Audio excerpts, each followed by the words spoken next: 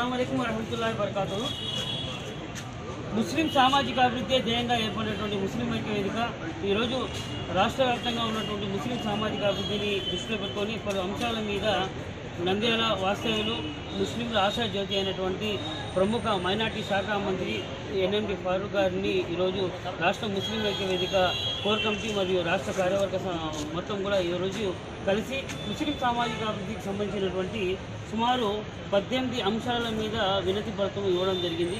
దానికి సానుకూలంగా స్పందించినటువంటి మంత్రి గారు ఖచ్చితంగా ఏదైతే ఆమోదయోగ్యం ఉన్నాయో ఖచ్చితంగా సామాజిక అభివృద్ధికి ఉపయోగకరం ఉంటే ఖచ్చితంగా దాన్ని ఇంప్లిమెంటేషన్ చేస్తామని చెప్పడం జరిగింది। వారికి రాష్ట్ర ముస్లిం ఐక్య వేదిక తరఫున హృదయపూర్వక కృతజ్ఞతలు తెలియజేస్తున్నా। ముఖ్యంగా ప్రభుత్వం ఏర్పడి సంవత్సరం దాటింది, ముస్లిం సంక్షేమానికి అడుగులు స్లోగా పడుతున్నాయి, కానీ సంక్షేమానికి కొంచెం త్వరగా పెట్టాలనేసి విజ్ఞప్తి చేయడం జరిగింది।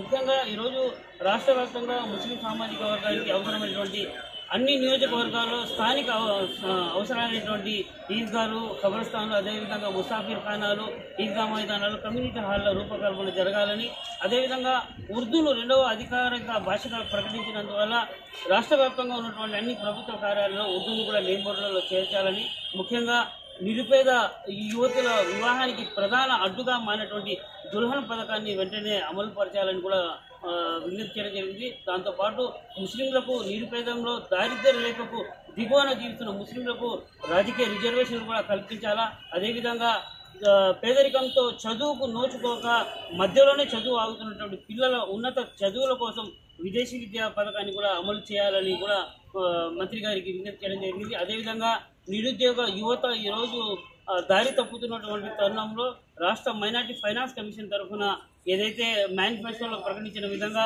3 నుండి 5 లక్షల రుణాలు, వడ్డీ లేని రుణాలు ఏర్పాటు చేసి నిరుద్యోగ యువతకు ఆదుకోవాలని అదేవిధంగా ఈ పాయింట్ను ఇంప్లిమెంటేషన్ కోసం చేయడం జరిగింది।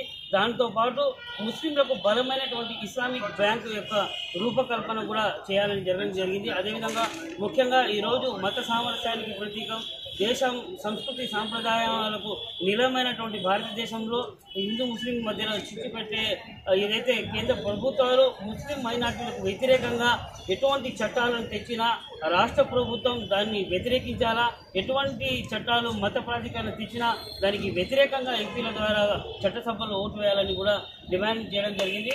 ముఖ్యంగా ప్రస్తుతం గతంలో మునుపెన్నలు లేని విధంగా గత కొద్ది కాలంగా రాష్ట్రంలో కొన్ని చోట్ల ప్రార్థనా స్థలాల మీద దాడులు చేసి అలర్జీలు సృష్టించే ప్రయత్నాలు కొన్ని అసాంఘిక శక్తులు చేస్తున్నాయి। కాబట్టి గౌరవ ముఖ్యమంత్రి వర్యులు చంద్రబాబు నాయుడు గారు కూడా నేను విజ్ఞప్తి చేస్తున్నా, చంద్రబాబు నాయుడు గారికి ఒక మంచి పేరుంది, అన్ని సామాజిక వర్గాలను కలుపుకొని పోయి సంక్షేమానికి ప్రజలకు మంచి ఒక సుపరిపాలనను అందిస్తారనే పేరుంది కాబట్టి ఆయన కూడా మేము విజ్ఞప్తి చేస్తున్నాం। ఇటువంటి పలు అంశాల మీద ఇంకా చాలా అంశాల మీద ముఖ్యంగా రాష్ట్ర రాజధాని ప్రాంతంలో హజ్ నిర్మాణం కూడా జరగాలని కూడా వినతి పత్రంలో పొందుపరచడం జరిగింది। కాబట్టి ఏదైతే ముస్లిం ఐక్య వేదిక ఈరోజు ప్రతిష్టాత్మకంగా ఇచ్చినటువంటి అర్జీలోని ప్రతి అంశాన్ని క్షుణ్ణంగా ఖచ్చితంగా మంత్రివర్యులు ప్రభుత్వం దృష్టికి తీసుకుని వెళ్ళి దాన్ని ఇంప్లిమెంట్ చేస్తారని ఆశాభావం వ్యక్తం చేస్తూ ఆయనకు రాష్ట్ర ముస్లిం ఐక్య వేదిక తరఫున హృదయపూర్వక కృతజ్ఞతలు తెలియజేస్తున్నారు। అందరికీ నమస్కారం, అస్సలాముఅలైకుం। ఈరోజు ముస్లిం ఐక్య వేదిక వాళ్ళు మన మౌలానా వాళ్ళు ఇక్కడ రావడం జరిగింది। ఇంతకుముందు కూడా ఎలక్షన్ ముందు వీళ్ళు వచ్చి నాన్నగారికి సపోర్ట్ చేశారు, వాళ్ళకి మళ్ళీ ఒకసారి ధన్యవాదాలు। ఎందుకంటే వాళ్ళు కూడా ఆ రోజు స్టేట్మెంట్ ఇచ్చారు, దీనికి సంపూర్ణ మద్దతు ఉంటుందని। ఖచ్చితంగా వాళ్ళు ఈరోజు మంత్రి గారిని కలవడం జరిగింది, వాళ్ళు ఒక 18 పాయింట్స్ మనకు ఇచ్చినారు, ఒక మెమరాండం ఇచ్చినారు। ఖచ్చితంగా మినిస్టర్ గారు కూడా దాని మీద దృష్టి పెడతారని అంటున్నారు। ఖచ్చితంగా నేను కూడా మినిస్టర్ గారికి ఖచ్చితంగా దాని వెనుకల పడి ఖచ్చితంగా, ఎందుకంటే దీంట్లో చాలా అంశాలు మనం ఎలక్షన్లో ప్రామిస్ చేశాము, ఖచ్చితంగా అది 1 by 1 ఎందుకంటే తీసుకుంటున్న రాష్ట్ర ప్రభుత్వం ఏది మనం సూపర్ సిక్స్ అమలు చెప్పినారో అది అన్ని ఖచ్చితంగా చేసింది। ఇది కూడా ఖచ్చితంగా ఎందుకంటే మన డిపార్ట్మెంట్ కాబట్టి ఖచ్చితంగా దీని మీద కూడా ఒకసారి నాన్నగారికి చెప్పి మళ్ళీ ఒకసారి మన ముఖ్యమంత్రి గారికి తీసుకెళ్ళి ఖచ్చితంగా ఎంత వీలైతే అంత తొందరగా దీని మీద కూడా మనకు సాల్వ్ చేస్తానని కోరుకుంటున్నాను।